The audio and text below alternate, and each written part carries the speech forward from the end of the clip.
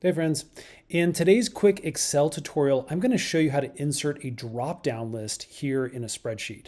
Now we've got a very simple spreadsheet with some sales associates.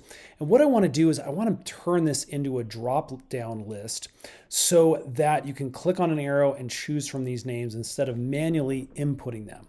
Again, what this does is it condenses a data set that you're allowed to input, especially if you're sharing this with other work colleagues.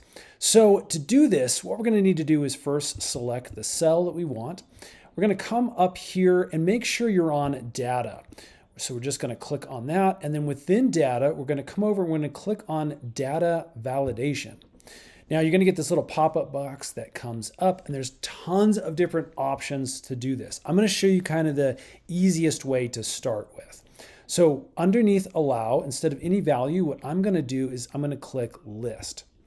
Now in the source box that comes up, this is where we're going to input all of the different options that we want to choose from. So in this case, what we're going to do is just type in these specific names. I'm just going to do a couple for right now. We'll do Joe, Sarah, and Tom. Again, comma and space in between the specific categories or input items that you can choose from. Once you're done, click OK.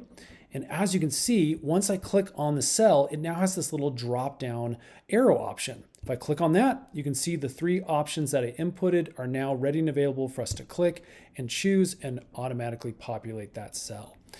Again, this is fairly easy once you understand it, but definitely a little unintuitive to find.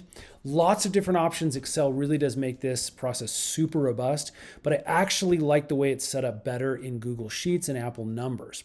If you're interested in those tutorial videos, I'll put a little link in the square down here for you to choose from. Friends, thanks for watching. If this has helped, hit that thumbs up button for us. Stay tuned. We're making a ton of different Excel tutorial videos to make your life just a little bit easier. Thanks for watching. We'll see you again on the next one.